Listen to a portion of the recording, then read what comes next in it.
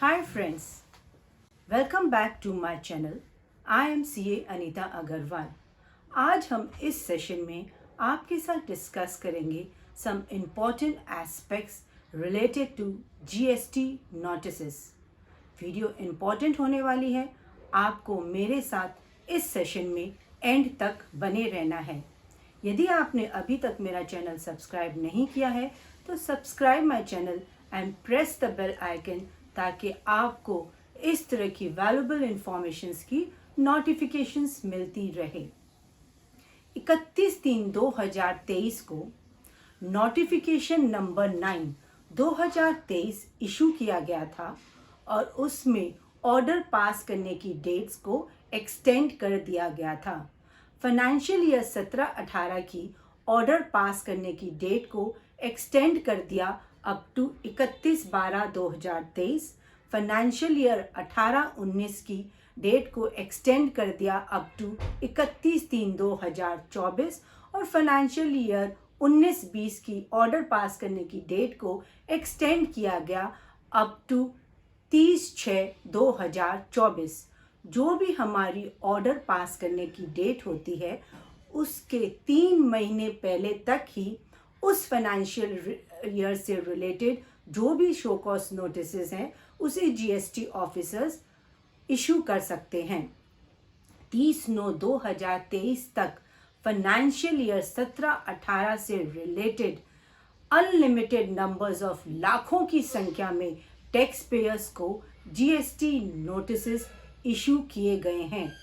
लेकिन अगर financial year 17-18 के नोटिसेस 30/9/2023 के बाद भी किसी टैक्स पेयर को इशू किए जा रहे हैं तो वो एक टाइम बार्ड नोटिसेस हैं क्योंकि उन्हें इशू करने का टाइम लिमिट अब एक्सपायर हो चुका है.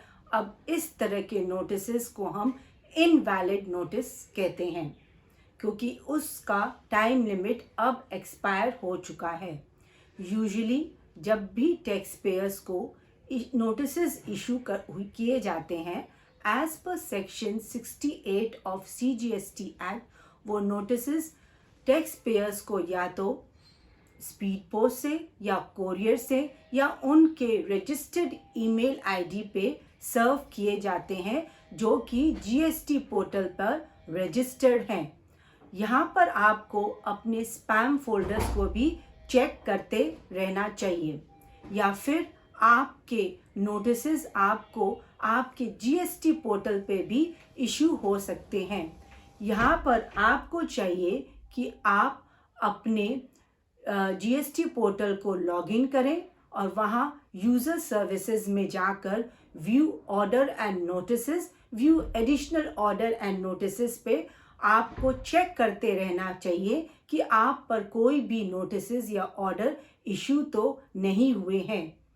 इस रिलेशन में 26/11/2023 को जीएसटी डिपार्टमेंट ने सीबीआईसी के तरफ से एक जीएसटी ऑफिसर्स के लिए इंस्ट्रक्शन नंबर 4/2023 इशू किया गया था और उसमें सीबीआईसी ने सभी जीएसटी ऑफिसर्स के लिए ये मैंडेटरी कर दिया गया था कि जो भी आपके शो कॉज नोटिस हैं summary of detailed show cause notice in form GST DRC 01 and summary of all the demand order in GST form DRC 07 इन दोनों फॉर्म्स को उनके लिए जीएसटी पोर्टल पर इलेक्ट्रॉनिकली अपलोड करना मैंडेटरी कर दिया गया है. अगर ऐसा वह नहीं करते तो आप उस शो कॉज नोटिस की वैलिडिटी को अब चैलेंज कर सकते हैं. जीएसटी नोटिसेस जब भी टैक्स पेयर्स को इशू किए जाते हैं उनके मेन रीजंस होते हैं या तो आपकी जीएसटीआर 1 और 3B में आउटवर्ड सप्लाईज की मिसमैच है. आपने जीएसटीआर 1 में अपना सेल्फ असेस टैक्स तो ज़्यादा दिखा रखा है पर आपने जीएसटीआर 3B में टैक्स कम पे किया है या फिर आपकी 2B और 3B में आईटीसी का मिसमैच है.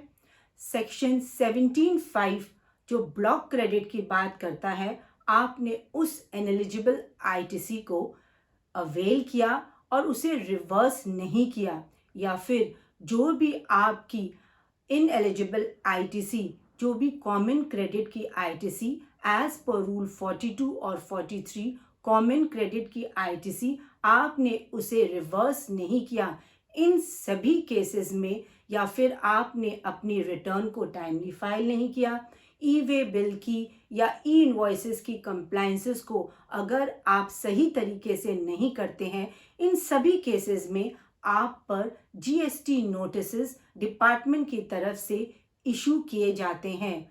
अगर आप इन सभी बातों का ध्यान रखें, अपनी सभी जीएसटी कंप्लायंस को प्रॉपर तरीके से करें, जो भी आपका टैक्स लायबिलिटी का मिसमैच है, अगर उसे आप अपनी प्रॉपर बुक्स की रिकंसिलेशन करके आपने उस मिसमैच को आइडेंटिफाई कर लिया है और उसे उस टैक्स को विथ इंटरेस्ट आप उसकी अगर वॉलेंट्री पेमेंट कर देते हैं थ्रू DRC 03 और अपनी सभी गलतियों को आपने रेक्टिफाई करके जो भी आपकी लायबिलिटी बनती है उसे आप अगर वॉलेंट्री पे कर देते हैं, इन ऑल सच केसेस अगर आप ये सारा प्रिकॉशंस टाइमली ले लेते हैं, तब आप जीएसटी नोटिस से काफ़ी हद तक बचे रह सकते हैं।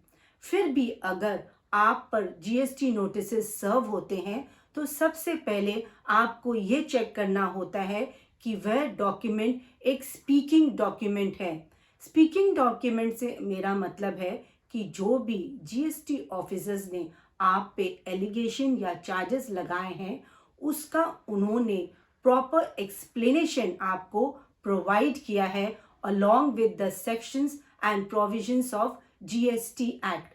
अगर आप पे कोई भी टैक्स लायबिलिटी बन रही है तो उसका प्रॉपर कैलकुलेशंस और जो भी जिस मंथ में आपका डिफरेंस है उस मंथ को उन्होंने मेंशन किया है, proper calculation of interest tax penalty के साथ उन्होंने आपको सारी इंफॉर्मेशंस विद क्लैरिफिकेशंस प्रोवाइड की है। उस सूरत में आपके लिए उस जीएसटी नोटिस को विद इन 30 डेज रिप्लाई करना होता है। अगर आपका डाटा बहुत लार्ज है और आपके डॉक्यूमेंट्री एविडेंसेस अभी रेडी नहीं है, उस सूरत में आप अप्लाई कर सकते हैं for the extension of time limit to reply such notices. और अगर आपका जेन्युइन केस है, इन दैट केस आपको डिपार्टमेंट की तरफ से मैक्सिमम 15 डेज का एक्सटेंशन ग्रांट कर दिया जाता है। फिर भी अगर आप अपनी जीएसटी नोटिसेस का टाइमली रिप्लाई नहीं करते तो आप पर डिमांड ऑर्डर जीएसटी डिपार्टमेंट की तरफ से आ सकता है। लेकिन डिमांड ऑर्डर प्रोवाइड करने से पहले हर एसएससी को अपॉर्चुनिटी ऑफ बीइंग हर्ड देना जीएसटी डिपार्टमेंट ऑफिसर्स के लिए मैंडेटरी है। हर टैक्स पेयर को अपना पक्ष रखने का पूरा मौका within the time limit देना जीएसटी डिपार्टमेंट के लिए मैंडेटरी है। अगर उन्होंने ऐसा नहीं किया then it is against the principle of natural justice और उसको भी आप चैलेंज कर सकते हैं।